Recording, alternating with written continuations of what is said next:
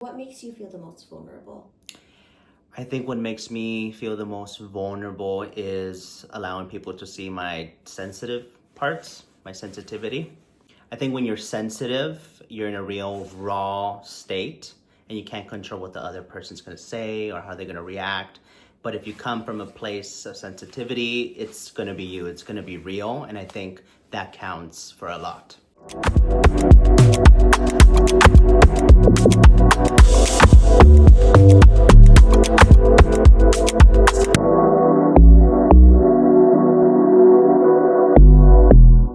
It's and I wake up in the morning and I step outside and I take a deep breath and I get real high. I don't know if I'm allowed to sing songs on a podcast. I'm going to get sued for that. JK, no one cares. But what's going on? That song has been stuck in my head for so long. That was the other sound I was thinking about that we should do today. Hi, everyone. I was just talking to Brandon. We're trying to do cute little sound videos, trending sound videos with each of our guests, just to diversify the kind of content that we're putting out for each episode and to add some personality. It's just kind of fun. Conversations on here can be a little bit deeper and sometimes even kind of heavy, and someone might cry. We usually have tissues readily available, which I threw underneath. I need to remember I threw them underneath your table because yesterday we were making a TikTok and I was like, these aren't aesthetic. I need to get a cute tissue box for all my criers. Anyways, thinking about trending sounds. It's the only type of social media content that I'm just down to film whenever because it's super straightforward and silly and you don't have to think hard. I don't like thinking hard outside of the things I like to think about. Hi. So that's what's going on with the podcast. Always an update. I know it's all very interesting to you. We also started to film our confessional moments in 16:9 versus vertical. So those are our updates for this shoot week. Today we have Eddie coming on. Eddie has been a supporter of the Beauty Manifest since the second the words left my lips, and I so appreciate him for it. And my ears instantly perked up when we were getting to know each other and talking, because as I was sharing what the Beauty Manifest is and, beauty related to mental health and all that good stuff, he was telling me that he was planning on starting school to become a marriage and family therapist. And so my ears perked up and I was like, oh, you would be great, because beauty content creator, definitely very much so in the industry space, but then exploring that side professionally, which I think is really cool. We've had my friend Andre on, who's a beauty brand creative director, and he's also a psychic. And so that was a really good episode. I just love when I find people that toe the line of the two worlds, whether it's kind of more psychic work and mental health or therapy, just wellness and beauty in general, but true wellness, if you get what I'm putting down. Not just face masks, which can also be wellness, but you feel me. So I'm really excited to talk to him a little bit more today. We always just see each other at events. So this is another kind of guest that I get to know them as you're getting to know them. And so I'm just excited to learn more about Eddie. I don't know anything about his upbringing or his personal life day to day. So we'll see how much he wants to go into that. But more than anything, I think it's going to be really interesting for my mental health geeky mind to hear a little bit about what school looks like for someone who's just starting out and exploring becoming a therapist. Not because I think that I'm going to do it. I think I'm pretty much tapped on going back to school in my head, but I'm just curious about it, and I hope that he's doing okay, because going to school and being a creator and holding all of those things at once is probably a lot. So he should be here any minute. We'll jump in and I will see you at the end. Literally though, cannot see your face. I know. I was just looking directly at the lights and all I can see is the silhouette of your head. Yeah, I can just see green right now. Just like all the listeners, all they hear is my voice, but they don't see my face. So funny. Eddie, thank you for coming and doing this and being here. I said in the intro, I said to you before we jumped on camera, like this feels full circle. You have been, I feel like the second that the words of this podcast left my lips, you were such an instant supporter and reassured me so much. And I appreciate that very much.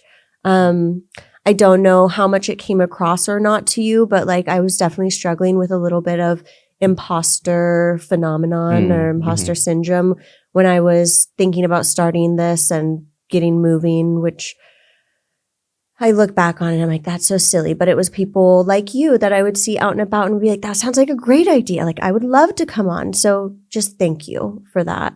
Yeah, and I know it's taken a minute, but selfishly, it's because selfishly, I wanted you to be in your schooling for a while before I got to pick your brain about it. So that was selfish on my part. I kept being like, how's school going? How's school going? I know. That was good. I got the underlined text there. I was like, okay, that makes sense. I mean, you would be a good interview 2 years ago or now, but I just think you really embody a lot of the essence of this podcast now, like becoming a therapist, being a beauty creator, like being immersed in the beauty industry. Like you're one of those kind of like perfect guests for this podcast because you toe both lines. So I would love if you wouldn't mind in your own words, just to introduce yourself, say a little bit about who you are and what you do. I'm Eddie Motta, as known as Motta Skin on all the platforms. All of the platforms. All of the platforms. I'm in school to become a marriage and family therapist, as you know. I've been in the program for 2 years now and hopefully graduating in 2 years. So halfway through. It's been halfway through. Yeah. And I've been living in Los Angeles. And just I'm loving the life right now, you know. And we met when you were on Sephora Squad. I was not on Sephora Squad. You weren't on Sephora Squad? No. Wait, you weren't ever on Sephora Squad? No. I've applied to it. I don't believe you. You weren't ever on Sephora Squad? No. I thought you were on Sephora Squad. I love that. Was I at enough events? You obviously should be on Sephora Squad. I said sworn. Oh my gosh. Okay. Yeah. I think it's because we met at a Sephora collection event. Yeah. And it just kind of made sense. That might have been my like first in-person event as a beauty director. Oh, wow. I think. Really? Was it the one where Helen Phillips did like a masterclass, Short Blonde Bob?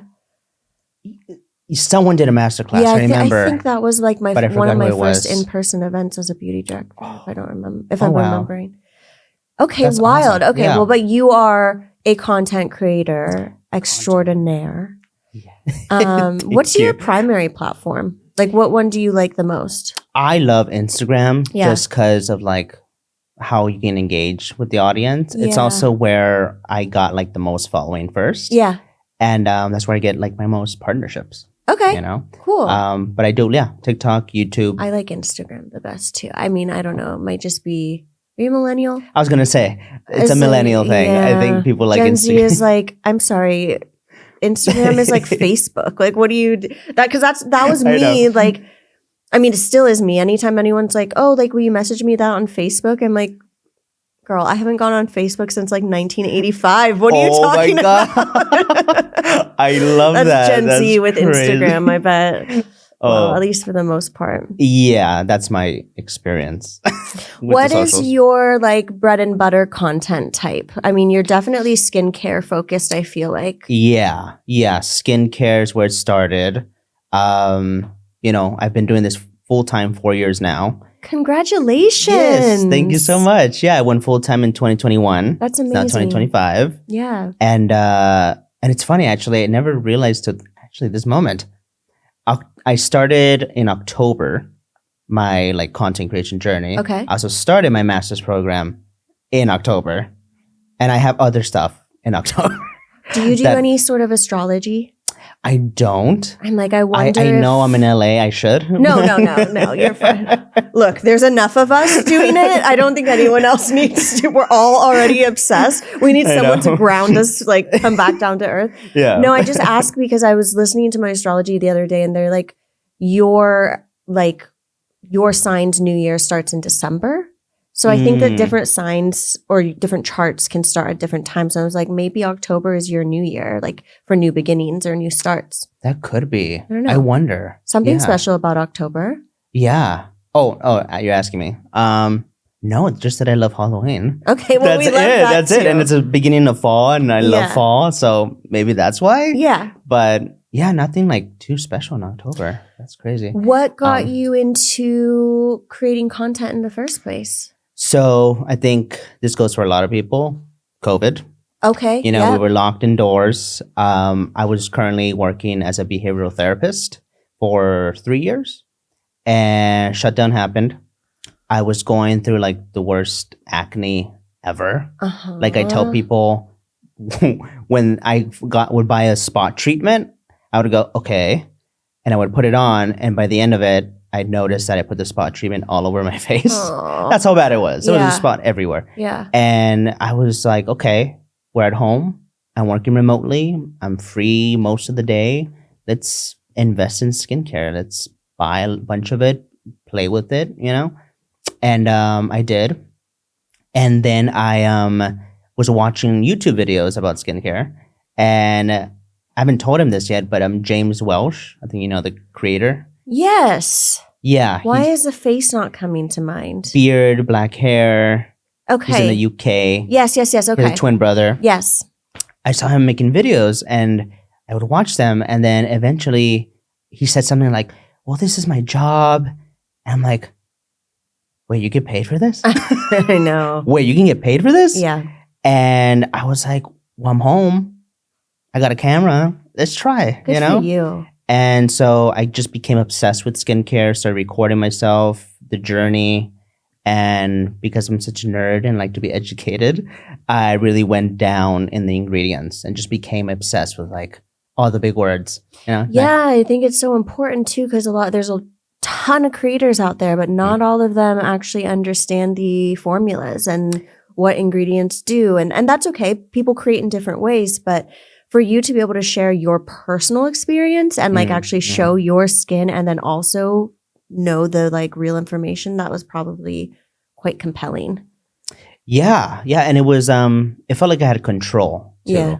Because when it comes to acne and being a guy, you feel like this shame because you're not really allowed, especially years ago, to really like feel down in the dumps about having acne. No, totally hear you. Yes, absolutely. And then it wasn't like the social norm to guys to use makeup to cover it up. Yeah. And so there's so many layers to it of being a guy with acne. It's like, okay, how do I like travel through this? How do I fix it? How do I share my feelings about it? And I think social media really gave me that outlet to not only do it, but help people see someone maybe like them. Oh, I love that so much. Yeah. Yeah, there's not a lot of people who will go vulnerable like that. And it's, a lot of women are brought up to be a little bit more comfortable with being sensitive and stuff and trust. There's still more behind that, but especially, I totally hear you. Yeah, no wonder people kind of gravitated towards you. And I don't know if I realized that you were already practicing as a therapist, or were you like getting hours, or how does that work? You were doing it for 3 years prior to the pandemic? 3 years, prior to the pandemic. So it's called a behavioral therapist / behavioral interventionist. Okay. Yeah. So basically it's someone who works under a licensed individual. Gotcha. And does the behavior intervention plan for kids on the spectrum. Autism spectrum. Wow. Yeah. So I worked 3 years with children on the autism spectrum from like 3 years old all the way to 21. So an adult. Oh my gosh. Yeah. 3 years. And then it went remote. Okay. And it's a hard job, I bet. in person. I bet. Like scars on my body had to heal from, interacting with these kids and their Wow. meltdowns and everything. And I loved it. I loved the hands-on training, what I learned, helping kids, their families. Yeah.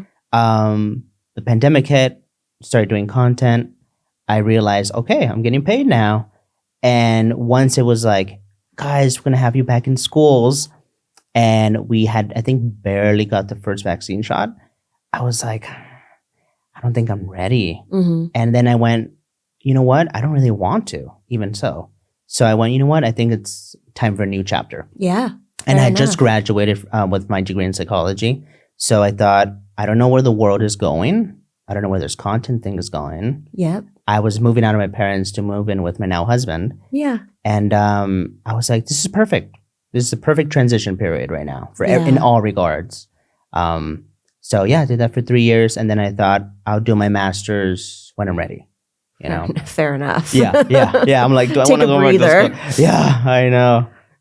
Okay, let's back way up because and I said this when I was filming the intro too. I was just so excited to learn more about you because we always run into each other at events and stuff. Yeah. And it's so hard to like have a real conversation because there's so many shiny objects walking around. So you're just like squirrel, squirrel, squirrel. Yeah. And all the music blasting. Yeah. You always find me in the corner, like crouched down with someone, like talking about our life's trauma. Meanwhile, people are like My fist favorite. pumping in the other. I'm just like, what is happening? Story of my life. Oh man. Yeah, let's back way up. Where did you grow up? So I grew up specifically in the San Fernando Valley. Okay. So Van Nuys. Yeah. That's where my parents are in our home that I grew up in. And I went to middle school to Mary Immaculate. I don't know if you know it. It's in Mission Hills. Okay. And it's a private Catholic school. Okay. Oh, And- Private Private Catholic. I grew So up going to Catholic school too. Okay. Yeah. We're Are really you going to okay? trauma dump. That's all I need to know. The way we just both look at each other like, Oh no. Are you okay? look, no hate on religion, no Right. hate on Catholics. There are beautiful people practicing beautiful things. There are just Correct. a lot of not so beautiful things sometimes associated. Agreed. Yes. Yeah. Yeah. Okay. Yeah. And Yeah. I also went to private Catholic high school, which was much better, Okay. albeit there are things that have Still those left an undertones imprint and on everything. me. Yes. Yeah, my undertones. gosh. Yeah. Yeah. I look back and I go, wow, why did I let that slide? Like, what's wrong with me? You know? Well, it takes a minute to have, like, as a kid, to have the confidence and know what to say. Like, you're just processing. I still Yeah. think about that now. If someone does something like shitty towards me, even like a stranger or whatever, I'll just be like, why didn't I like come with this like great comeback? It's hard. It is hard. A lot of things happen in the moment, especially when you're a kid, right? Yeah. Well, you know better than I do, especially with your backgrounds. But yeah. okay, so Catholic school Catholic the school entire time. the entire time. Are your parents, what do they do? Are they creatives or are they more like business or? I'm from a family of immigrants, Mhm. and we're from Guatemala. Nice. Yeah, both my parents. Okay. My dad is from Quiche, and my mom's from the capital. Okay. And my dad's a handyman. He's been Okay, a cool. handyman since he immigrated here at like 17. And he worked as a busboy, and then saved up enough to become a business, a handyman. And he's been doing that and supporting the family ever since. And, That's amazing. And my mom is a stay-at-home mom. Yeah. Do you have siblings? I do. I have 2 older sisters. 2 older sisters. That's Yeah. nice. Yeah, so I'm the That's probably baby. nice to have a little extra feminine energy, especially with like the Catholic Church and everything else. Yeah, no, I was very lucky. I would say I was born in the perfect time. Like, Okay. I was a cute little boy. I had 2 older sisters who did not go to college and started working immediately. Okay. So what are they going to do with their money? They're going to buy stuff for their cute little brother. Aw, And my dad's business was doing really well too. So it was like I was born perfect, we love that. had a good, like childhood where we got to do a lot of stuff. We never had to worry about bills. There was always food on the table. That's amazing. So I was really lucky in that sense. Yeah. Yeah, absolutely. We all are. Like if you get to grow up and you're not you're not conscious of whether or not food's going to be on the table. Like, I think that's, in this world, like that is pretty lucky. It is, yeah. And I was lucky too to have a stay-at-home mom. Yeah. So I was around a lot of feminine energy between my sisters and my mom. There's a lot of patriarchy energy in Catholic religion. So that's why I was like, that hopefully balanced out a little bit. Yes. Yeah. No, I have some wild stories with my sisters. Yeah. Really? They taught me a lot growing up. Do tell. Well, I'll never forget thinking as a kid, I was like, is this correct? Is this normal? Yeah. I just remember my sister, I think just for shits and giggles, pulling me into the room one day, like some random Saturday morning. And she was like, Eddie, do you know what a period is? Good on her. I'm like, no. We applaud your sister. I know. For the service. We love it. But knowing her as I do, I'm still like, why? Why did how did that come up in her mind, Like, was she trying to like be intentional about educating you, or was she just curious if you knew? I think she just wanted the shock value. Oh, okay. Yeah, I think that's what it is. It cracks me big up. Sibling move. Big sibling move, yeah. And I just remember her explaining to me, and I think it ended with her, and that's why I'm in a bad mood today. And I'm like, oh, okay. I mean, it is a phenomenon everyone should be very aware of. I know. Yes, I've been wanting to do that thing where you put like these electrodes and I can feel what cramps are. Yes, I've seen this on social media where like they attach this little device to you and it mimics what period cramp pain feels like. Yeah. And like I've also heard, I don't know where I read this, so don't quote me, but I've also heard that they compare some of the levels of pain from period cramps to a heart attack. Oh, and I'm just really?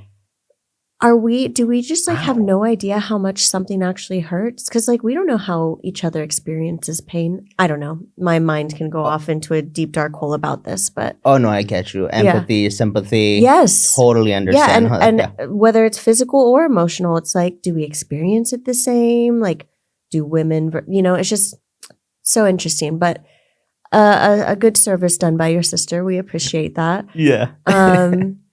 Okay, so immigrant parents in the LA area, Catholic school.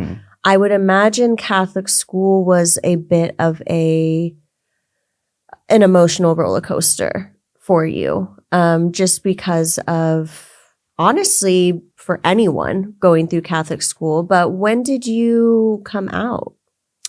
When did I come out? I think it wasn't until after high school. Okay. Like at 19, I think. Okay. 18, 19. Yeah. Yeah, I struggled with those feelings definitely growing up between, in the 2000s. It's not like it is today, right? Yeah. But I remember kind of like trying to figure it out. Like I was like, I'm not sure. I'm like, I'm attracted to women, attracted to men. Yeah. It was like, I wasn't quite sure what to label it, right? Mm-hmm. And I'll never forget, there was a defining moment, actually. I was in the hallway before classes started, 7:30 a.m. And I remember this, one of the girls that was with us in like friend group, she was like showing something to everyone. And I was like, la, la, la, la, la. And she goes, Eddie. And I turn my head to look at what she's like talking about. Oh no, I'm scared. And it's like just porn, straight porn.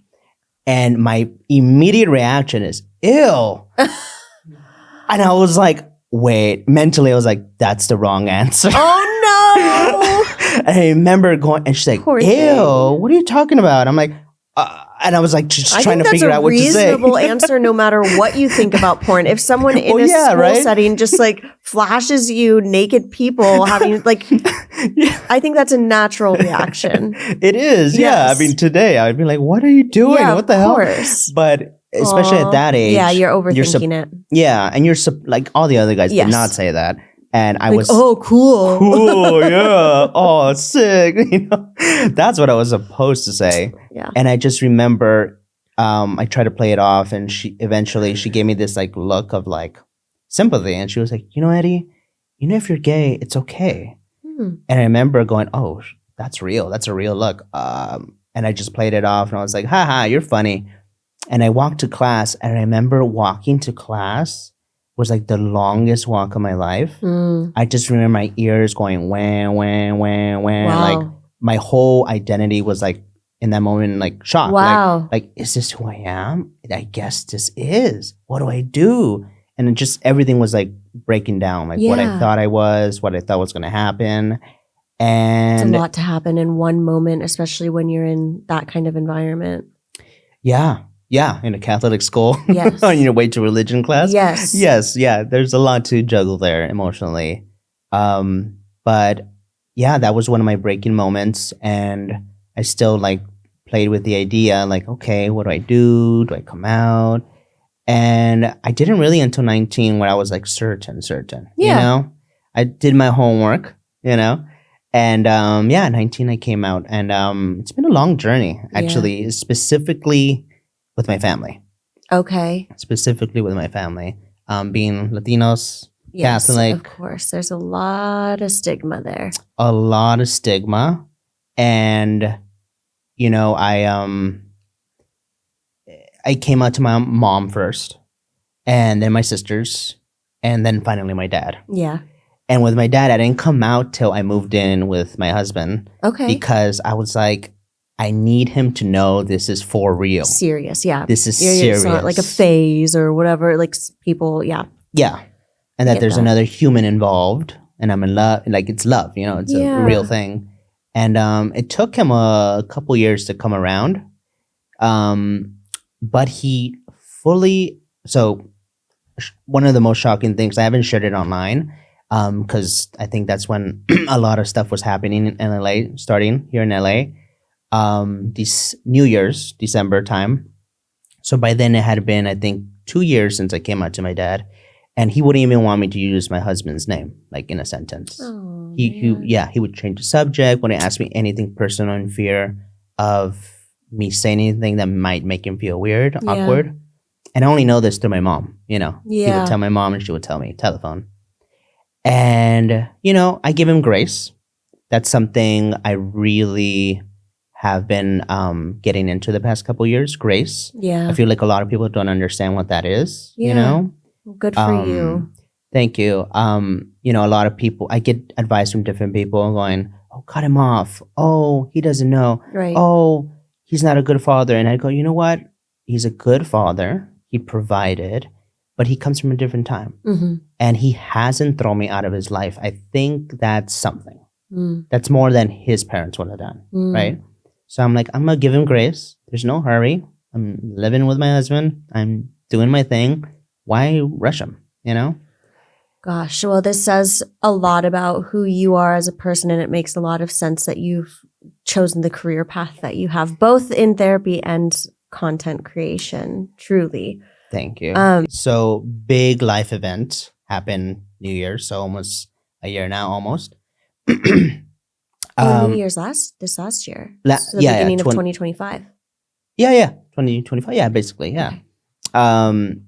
Okay. There was this whole drama going on with my family, and basically it tested my dad's patience. It tested everything about him, and I happened to be the only voice of reason in the family. Mm-hmm. Makes sense. You seem like a cycle breaker. Yeah. I'm gonna go ahead and say, like, you're probably the cycle breaker in your family. Oh yeah, 100%. Yeah, and that's why there was so much. What's the word? Yes. Like pressure, like butting heads throughout my Yeah. childhood, because I was always the different voice, Mhm. the voice making things difficult. You know, Mm. it's just a joke. You know, stuff like that. But it was New Year's 2 years later, after I came out to him. I was the voice of reason, and we were talking a lot because he kept checking in with me, and you know, between my sister kind of talking well about me, like going, yeah, no, Eddie's been good for us right now during all this. And hearing my aunt also tell him, like, oh, you have a good son. He never causes issues for anyone. And I think all that finally made him go, what's wrong with me? In all this crap that's going on, why am I doing this to my son?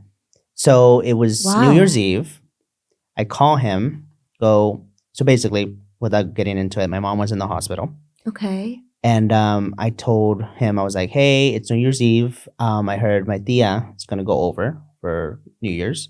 I was thinking I'd go visit my mom in the hospital, go see my tia and you, and then I have to leave before New Year's, midnight because I need to be with my partner, my husband, And I just expect him to go, okay, sounds good. And he goes, no, why don't you come? I went, yeah, I know. I just said that. I'm going to come, but then I have to leave. Went, no, both of you. And I remember going, Wow.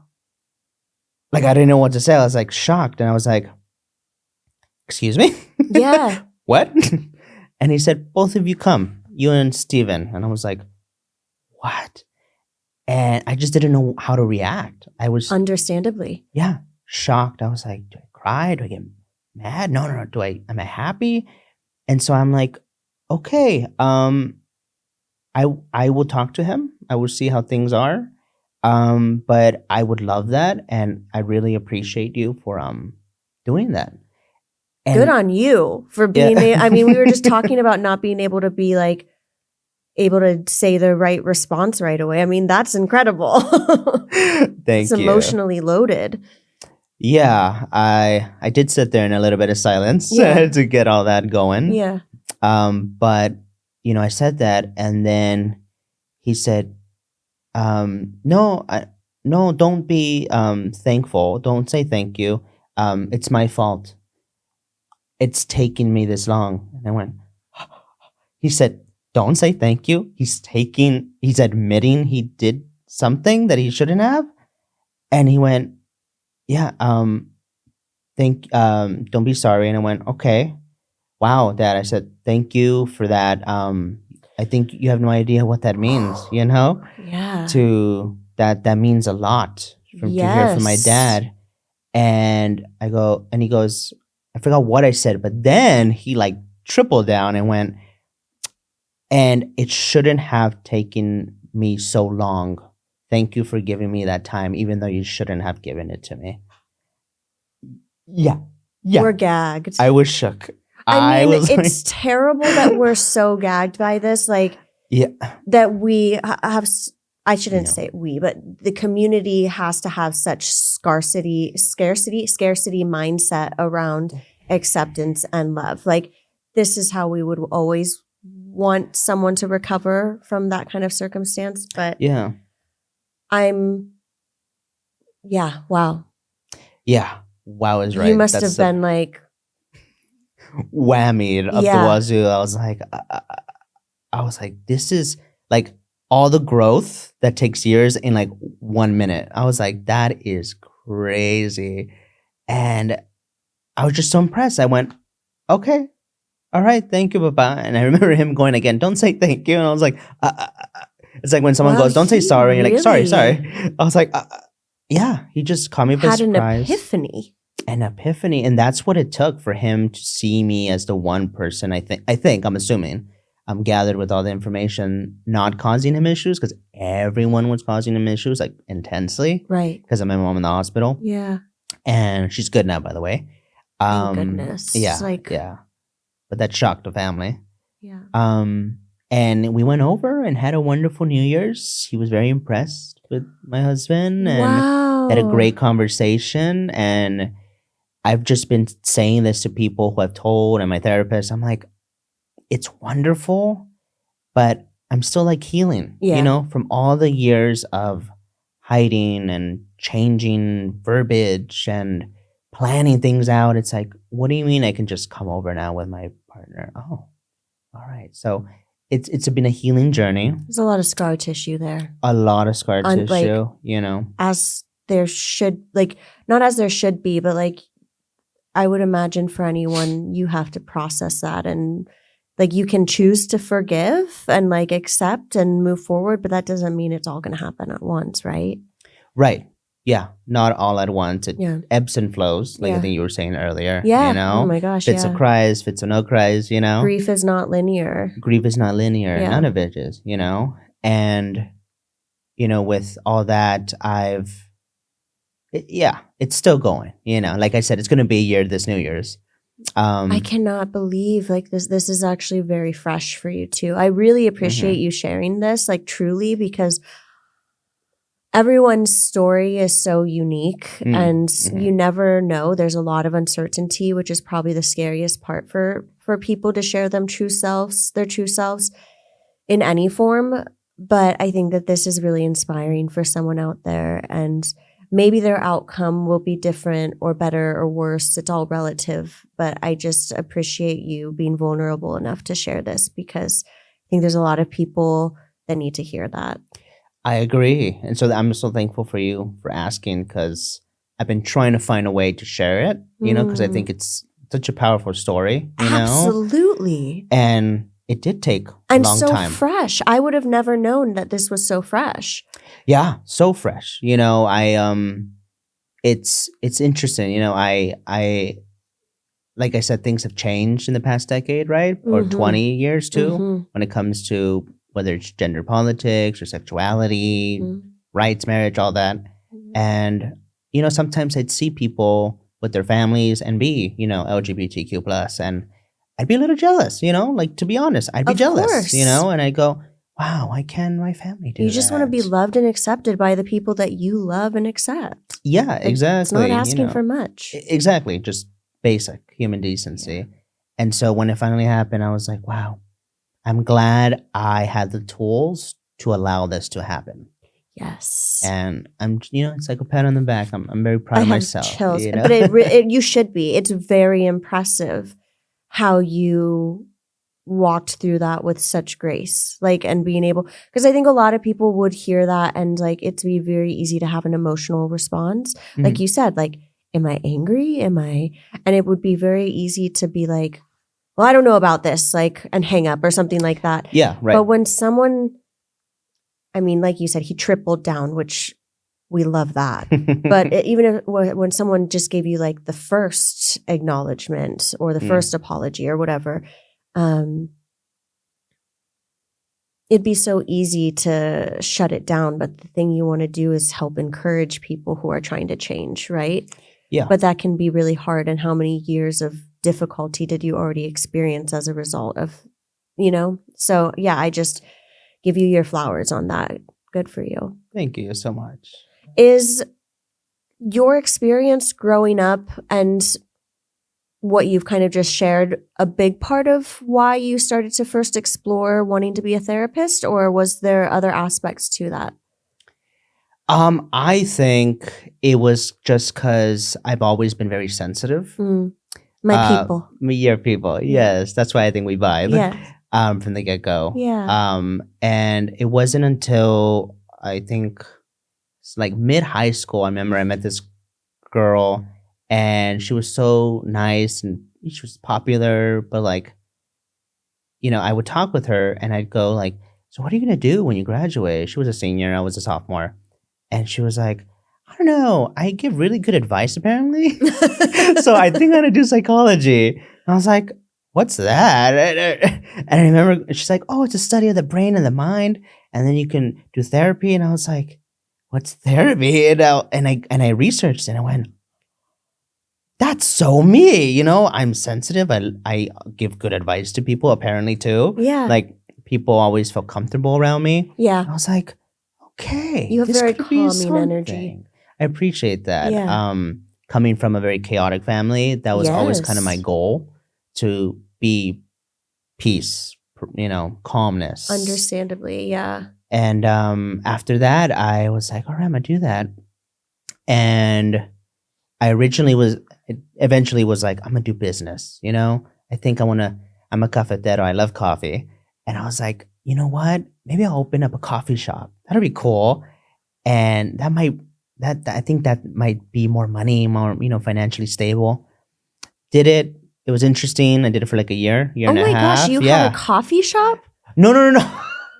I wish. No. I did business school. I'm sorry. Oh. I did. It's like, how many lives have you I know. lived? That'd be awesome. I would love that for business, me. But still, okay. So you also did business school at a certain point. Yes, for like a year and a half. Okay. And then I was going through like this whole depression, like How old were you traumatic thing. at that time?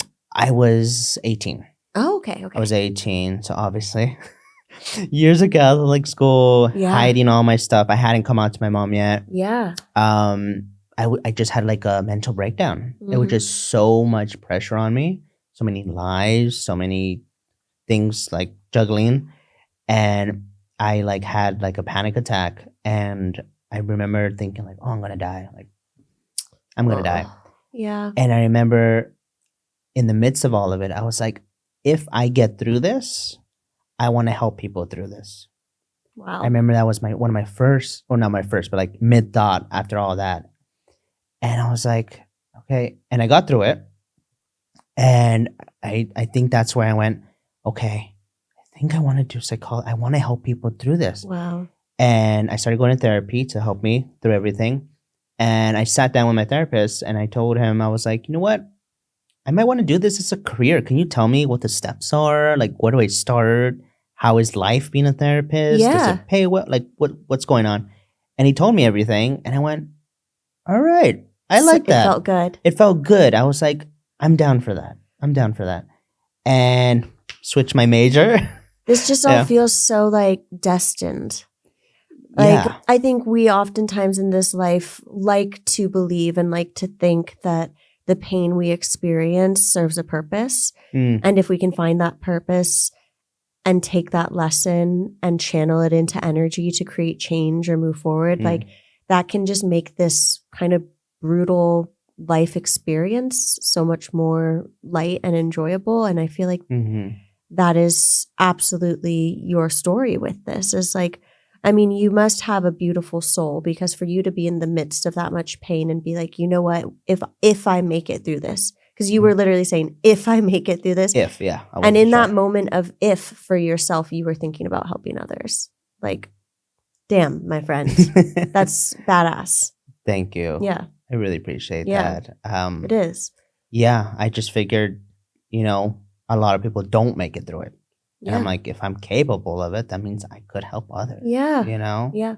And no, it's funny you say that. I always think about this anecdote, or not an anecdote, belief. So I also practice Nichiren Buddhism. Oh my gosh, amazing. Yes. I don't know. I mean, I know about, I know about the practice of Buddhism, but not specifically. Can you say the name again? Nichiren Buddhism. Nichiren Buddhism. Yes. And Nichiren Daishonin. And he basically took everything that the Buddha like wrote down, which was a lot, and was like, I'm going to confine it, like make it smaller, more digestible so people understand it better. Okay. And he came up with Nam-myoho Renge Kyo, which is a chant. Okay. And I forget the each meaning, Nam-myoho Renge Kyo. But basically, it ends up being, you know, you're chanting to the universe.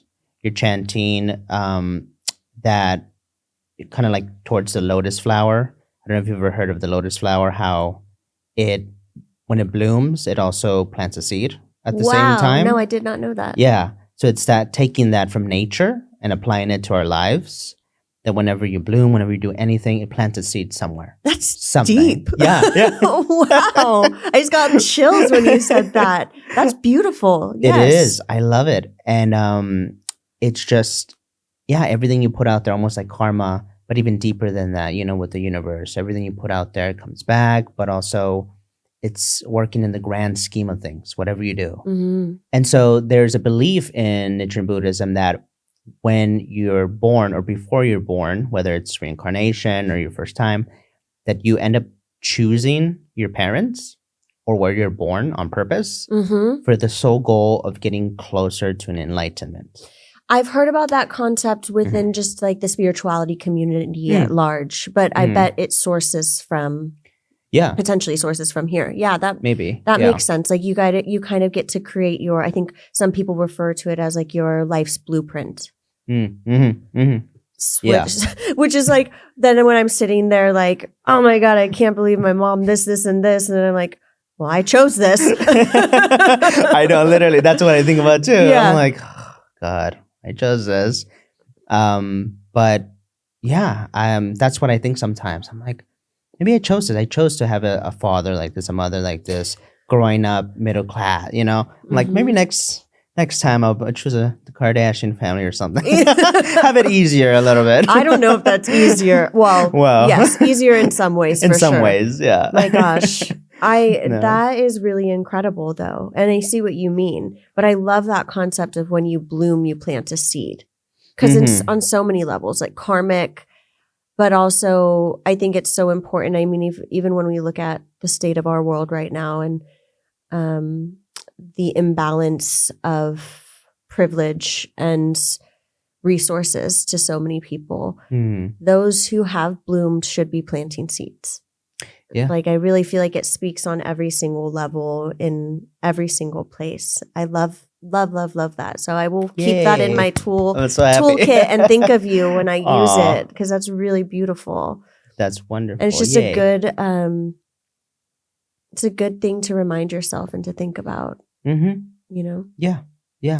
And that's absolutely what you've done with your platform, the way that you're going to therapy. Because what I love about what you're doing, and I really admire as another mental health advocate, is that you are not just using your platform to talk about things and to talk about yourself or using this platform to talk and share.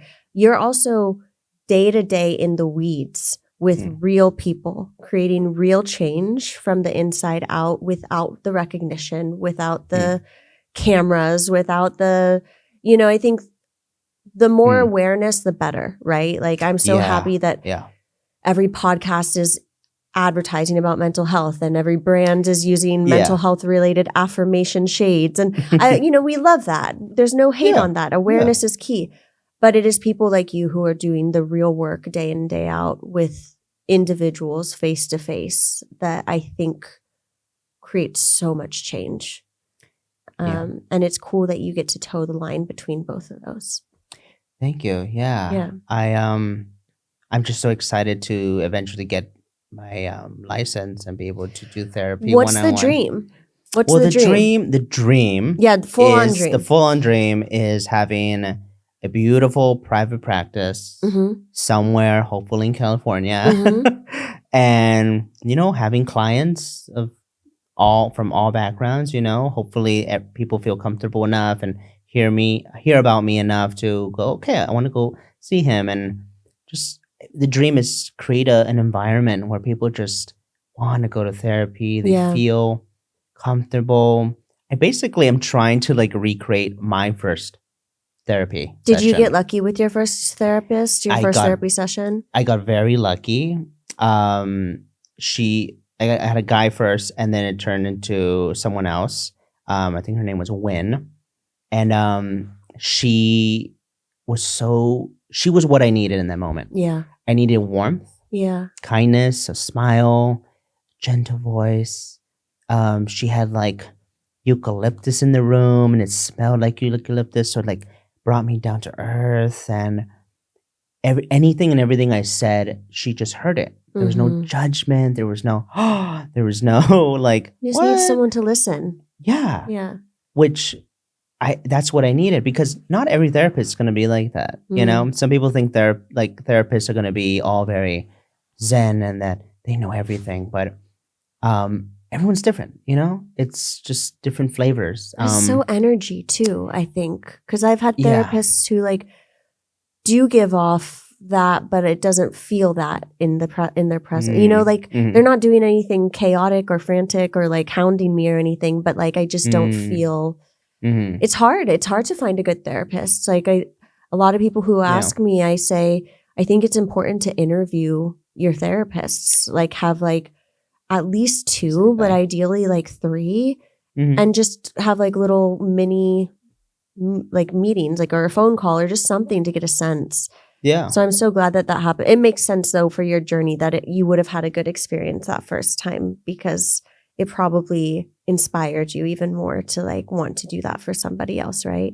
Yes. I remember going, wow, I could be that. Yeah. That's cool. That warmness. Yeah. And so I just want to be someone that someone could come to that's safe, because not everyone is safe. No, God. Right? No. Not everyone feels safe. So I always thank anyone in real life when they Like I've had moments at like brand events, like we were talking earlier. We go into a corner and trauma dump. Literally. I've had.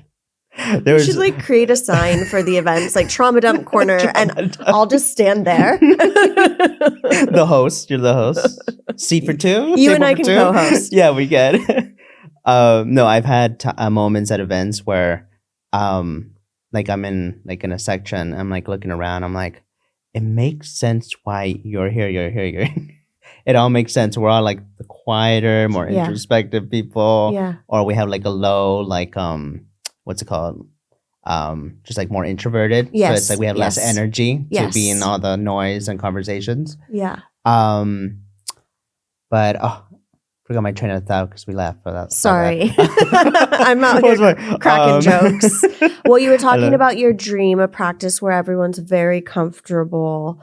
Oh, right. I'll be at events and someone will just start like telling me stuff. And how like sometimes I'll go like, oh, that's nice. Sometimes I'll go, oh, what is this person doing? Yes. But I stay like I'm like, okay, there's a reason. And like 8 out of 10 times I always go, I'm so sorry. I'm so sorry. I didn't mean to do that. Yeah. And I go, it's okay. It's okay. Like there's a reason you did. And trust me, like you're good. I'm not going to tell anyone. I'm not judging you. Yeah. Yeah. But that's, I think, the energy thing. Maybe that's why you were saying it, because I brought up, because I feel like there is something, there's two things. I think it's one, your energy, because there's a lot of communication that's happening between us energetically that we can't see, right? I know you know that. And then two, I think also the fact that you share yourself a certain way, because once someone, if they've seen you share yourself a certain way, because this became very obvious to me when I started to film at Sephora Studios, and I would get on camera and sometimes I would cry and I would talk about my depression or different things while I'm doing like a beauty tutorial. And all of a sudden, like producers and PAs and people would come up to me at the studio and just kind of like trauma dump, like as if I'm like their therapist. And like, look, I love a deep conversation, but I was kind of like, what's going on? Yeah. But I think once people see that you're willing to go there yourself, they feel safe to go there themselves. And that's a good point. Yeah. You probably become like a target for it. Well, yeah, it's like when you find something relatable, right? Like we both know we went to Catholic school. So it's like, okay, you get it, or like in any sense, whether it's someone's culture or where you grew up or where you worked, it's nice to connect with people that way. I feel like I want to tie everything together now. So what does mental health as it relates to beauty mean to you?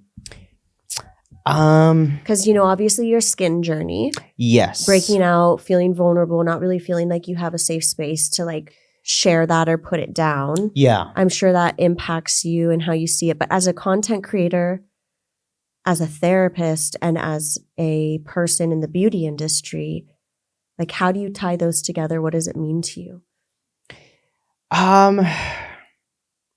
It's kind of a loaded question. It is, yeah. Or a big question. It's I could talk a lot about it. That's what I'm trying to figure out where to start. Yeah, what direction? I guess it all ties down to like self-care for me. Growing up, you have, like I said, I grew up with 2 sisters and a mom, right? And they would always be late and we'd be so mad at them. And me and my dad, we're like, come on, hurry up. And now, as a grown up and as someone who partakes in beauty, it's like, oh, okay, they were doing self-care. They were making themselves feel good. They were preparing to be out in the world. Like that's a nice little ritual, and why as men, do we look down on it? What the hell? What's that about? And so now as a man doing skincare, beauty, and talking about my feelings. Yes. It's like the utter, like against all that, And I'm so proud of myself because the person who brought me out of my sadness, my depression, my not having confidence, my going, what is my future? Is it going to be anything? I took myself out of there. Yes, you did. I did. Hell yeah. I did the work, Luckily, I've had people along the way to help me out as well. Yeah, as we all need. As we all need. And, doing that self-care, whether it's, getting some sense of control over my skin issues, being open about, hey, I'm going to take care of myself. I'm going to reapply sunscreen in public. Yeah. This is for 50-year-old Eddie is going to be so proud of me. Absolutely. And pursuing a career that whenever I talk to my family about it, they're like, oh, okay. They're like, what? They're like, huh? What's stress? It's been really healing inside and out, Yes. And from the inside out. From the inside out. Yeah. Yeah. And it's just, I'm glad where I am, and I'm glad where the world is going to with all this, acceptance and feeling comfortable in one's own skin. We're going to keep pushing it forward. It feels a little like 2 steps forward, 1 step back. But it does. We're going to keep pushing. We're going to keep pushing. Yeah. And when we inspire each other, I think that's where we really get that energy. Yes. But yeah, I think I answered it appropriately. No, you did. Look, Eddie, you are so impressive. I know that there was a reason we connected and why you were just the perfect guest to come on here. I just want to say thank you again for being so vulnerable and sharing yourself in the way that you have, because I had no idea where this conversation was going to go. And I feel like I was on the edge of my seat the entire time. I had the chills. That. So just thank you for being you. I'm so glad you're in my orbit, and to be able to reconnect with you. Where can everyone find you? They can find me with my channels, specifically on Instagram, YouTube, and TikTok as Motta Skin, and where I do skincare and mental health content. Amazing. And you don't have a private practice at the moment of any sort, right? Because you're in school. I'm in school, yeah. So once I graduate, I will probably work in an office with other therapists. Yeah. Complete my hours. And then eventually when that happens, because it's 3,000 hours oh my gosh, for therapists. So much work. That's why I'm like, don't come for therapists. Yeah. They did their work. They did their work. Yeah. Yeah. There's no workaround. That's when I could potentially do a private practice. So to be completely transparent, because that's how I run this podcast. I love that. I had 5 minutes and I'm not good at time and we lost our thank yous. So Eddie, thank you. Thank you. That's so funny. I love ending the episode with this. Yeah. I can't come back on and be like, okay, let's pick it up from there. Like, thank you. Take 2. I gotta be real. I love this. All right. Appreciate you. Thank you. And in case I wasn't caught, that was Motta Skin. Yay, we did it. That was amazing, my friend. That was awesome. You are an incredible storyteller. Am I? Thank you. Yes, you are. I mean, you have a beautiful story as well, but your ability to take us on that journey with you. Oh, thank you so much. Absolutely. I was trying not to trip over my words. No, you killed it. You absolutely killed it. Also in terms of you talking about self-care, how wonderful it is. I think around when I met you, you had your launch with the pimple patches.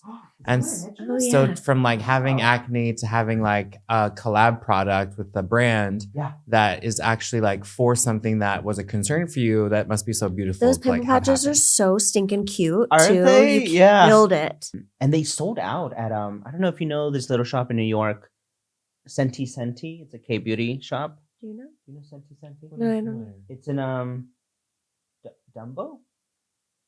I think there's one located in Dumbo. I haven't been around those parts in a while. I miss it though. Brandon's from New York, but it's been a But minute. everyone could use some boba and matcha. What was that? Everyone could use some boba and matcha. Everyone could use some boba. I love that. That was my thing. It was supposed to be iced coffee and matcha. Mm-hmm. But everyone kept thinking it was boba. See? Well, I thought it was coffee, and when you were talking about coffee earlier, that's what popped into my mind was the little really? coffee pimple patch. Because I was like, love that. that's so on brand for you. Yes, yeah. No, I love coffee and I love matcha, and no, it was perfect. Yeah, but we'll see where it goes. I'll let you That's know. great. I'll post about it. We love this conversation. I love speaking with Eddie about, and just like I said in the beginning, getting the inside scoop on what it's like to go to school to become a marriage and family therapist. I think it's so interesting how that experience related to his experience in the beauty industry, how beauty relates to mental health.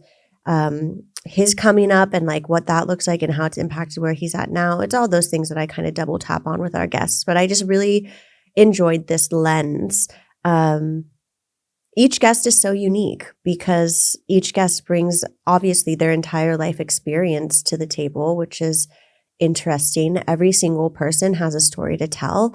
That's another thing that I'm really passionate about with this podcast. Like, obviously, I have brand founders on and people who are a little bit more public facing more often than not, just because if you're going to have a deep conversation on camera, usually you're more likely to want to do that if you're a little bit public facing.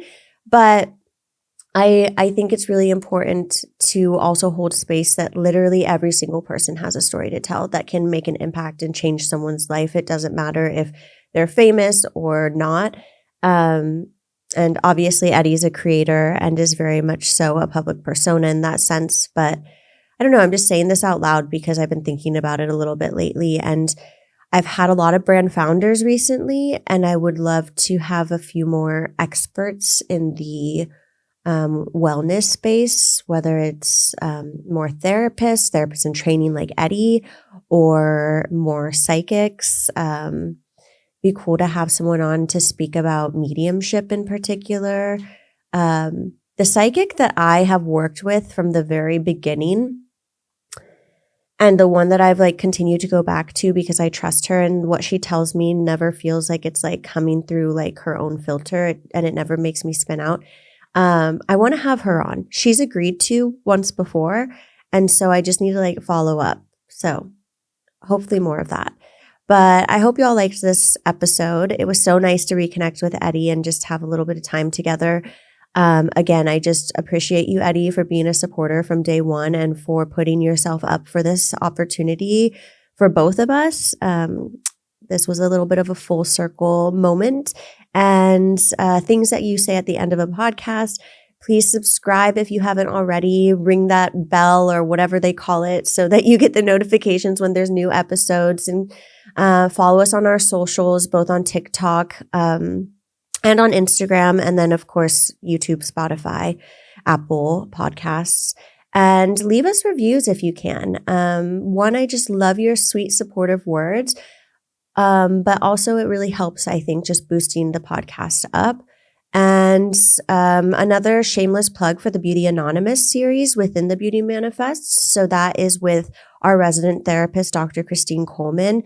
And you can DM us on Instagram or reach out to us via email or our form on our website to submit topics and or questions that you have about mental health as it relates to beauty or as it relates just to life in general. It really doesn't matter. We just want to bring you into our conversation and be answering and focusing on things that people really want to hear about. And Dr. Coleman is the shit. So thank you so much for joining, and I'll see you next time.